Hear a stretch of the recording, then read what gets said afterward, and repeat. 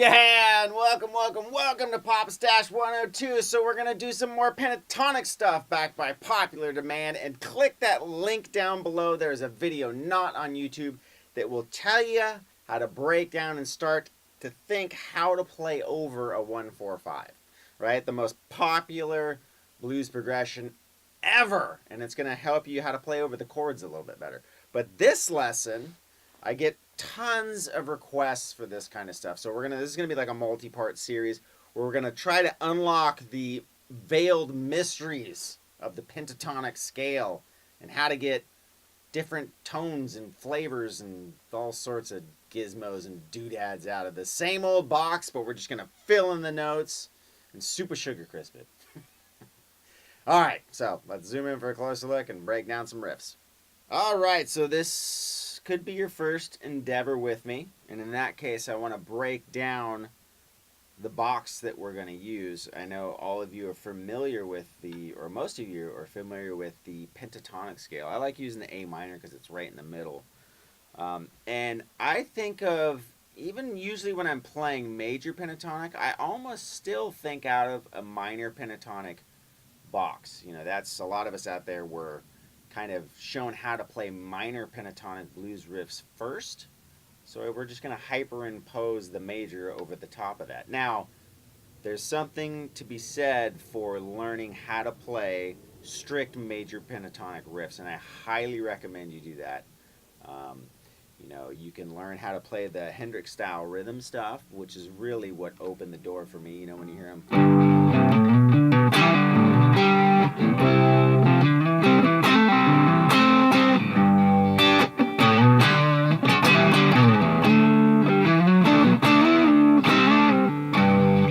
That kind of stuff.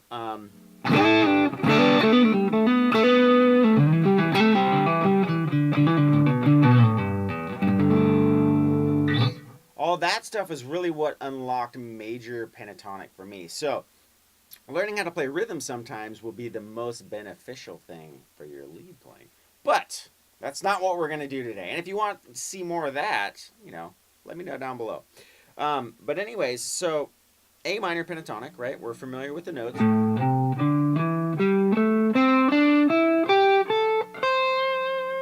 Make sure you learn, you know, all 5 positions of the pentatonic. They're the same notes, but as you move up and down the fretboard, they have to be positioned differently, right? So the notes will fit. But if we're taking box 1, I'm going to use all of these notes. I'm going to use 5, 7, 8 on E, and I'm going to use 5, 6, 7 on A, 5, 6, 7 on D, 5, 6, 7, and 8. It's often referred to as the blues note on the G string, and then I'm going to go 5, 7, 8, 5, 7, 8. Now within this lies the secret to the pentatonic awesomeness universe. And what we can do is, rather than worrying about, okay, this note is from the major, this note is from the minor, all that kind of stuff, we can do 2 things. We're in a minor box, okay? But within that minor box is also our A major chord. So right off the bat, we know that note right there is going to sound major. So if we want to have that sound, we can always hit that note and it'll sound great. A lot of times in blues you hear guys go,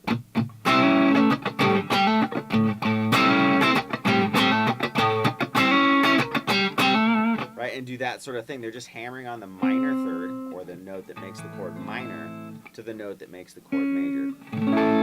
Okay, so we're going to utilize that kind of stuff. Now, also, we're doing major chord right there. You know, oftentimes you'll hear people, you know, add this note, the B7, the E7, you know, the Hendrix stuff. Right, the suspended.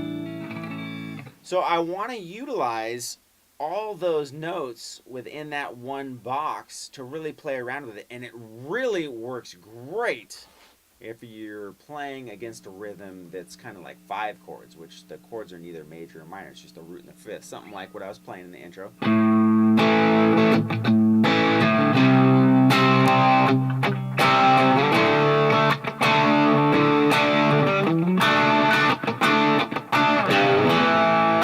Right? Something like that. And that lends itself to, that sounds kind of minor, but those major notes will work. So what we're going to do is we're going to start by bending, like typically like a, right? You're bending up to the A note, right? That's why that bend always sounds so good against the A chord. Because you're bending up to the A note right there, right? So that's our tonal center. But what I like to do then is pull off to the 7th fret and then bend it up a half step. So we got,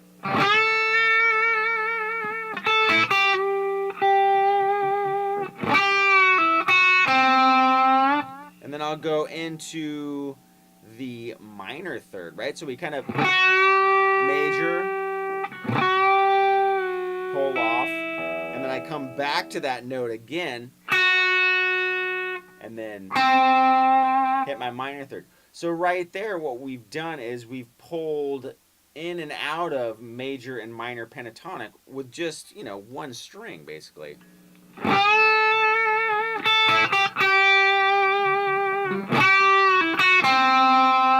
And if you want to add a little pizzazz, a little bam right at the end for an exclamation point, you can hit this note and then pull it into that major third right at the end. Right? So that's one of the things you can do. Now, another thing that people will do a lot is they'll bend this note. Sometimes what I like to do, instead of bending this note right here, I'll bend up the 5th fret, right? It sounds a little bit different, something I totally pinched off Van Halen, and he does it all the time, and it sounds wicked. So you should do it too, right? Van Halen does it, you should do it. Right? So then we'll go back to that major third and pull it into that major sound. So we've gone, right? That's what you could normally do. Right? That's that stacking I always do. And then I'm going to bend up the 5th fret G. Then I'm going to come back to my A, our key center. Do the stacking notes up and down, and then go. Hammering on from 5 to 6 on the G. And that's going to get us into that major chord again, right? We're hammering on to that major third. And then back to A, where we can take it wherever we want. We can go back to minor, right? Walk down. Right? So what I did there, 7, 5, and then I don't slide it like this. I go, right? So it's like an immediate slide from 7 to 5. Right? I'm walking down. And then I go C. Did you see how I did that? All right, so anyways, we got right, which would pull us back into that minor sound. So right now we're going in and out of major and minor. This is the secret. This is what, 90% of the people out there always hear in really great players, whether it's Clapton, Angus Young, Van Halen, all the wicked, shred guys like Van Halen, Warren DeMartini, George Lynch. All these guys are constantly going in and out of major and minor. And most of those guys are really playing hybridized pentatonic scales, right? A majority of what they do is based in pentatonic. That's why I really stress pentatonic, because it's really musical. Now there's Satriani, Vai, all these guys, Yngwie, that use real modal scales, right? But they still, too, Satriani especially, really relies heavily on pentatonic scales. So master that, and your whole world will open up. And then when you learn those modes, you can infuse those little other notes, and it really will just take your playing to, you know, the stratosphere, right? Or telesphere. Man, the bad jokes are flying. All right, so here we go. All right, so I know I'm going to run out of space here, so I'm going to pause and then come right back. All right, so we're back. So, also, we always hear people, or maybe you don't, but I do, you know, whether it's ZZ Top or any of that stuff. This is what you might hear an example of. Right? Just descending straight down. And that is awesome. It's one of my favorite riffs to play, you know. And what you're doing is you're just walking down the pentatonic scale, but you're filling in some passing tones, right? So we're going 7, 5, 7, 5, and then we're going 7, 6, 5, and down. Okay? Now, I did this for years, right? All those notes somehow. But I never really thought about starting 6, 7, 5, right? So you got...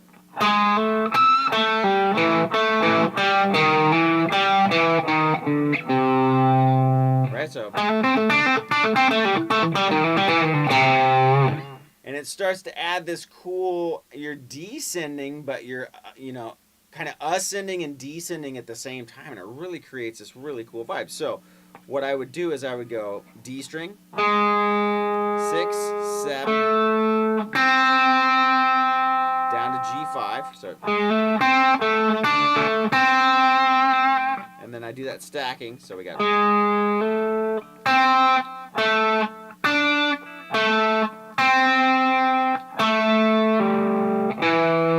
and then I'm descending down, so I'm going 7, 5 on the D, and then I would, you know, so we got,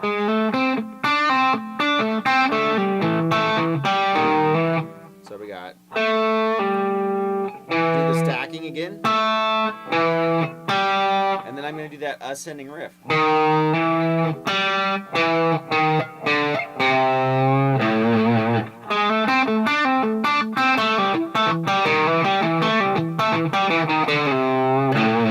Right, so when you speed it up,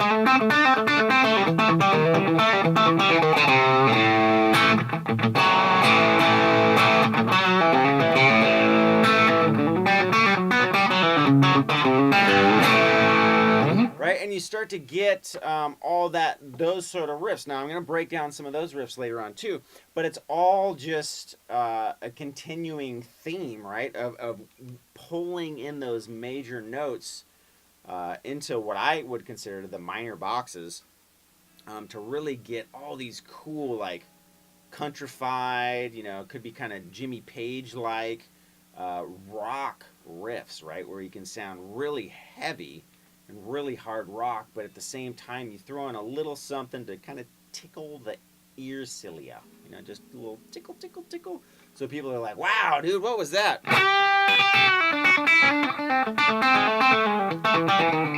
Right? And you can kind of go faster, right? Because you're playing all the notes right in a row rather than trying to, you know, master a skill that's impossible, like playing like Eric Johnson. I have this mental block where I just have a hardest time playing just 2 notes on one string. So it's way easier for me to throw in chromatic notes and sound quicker.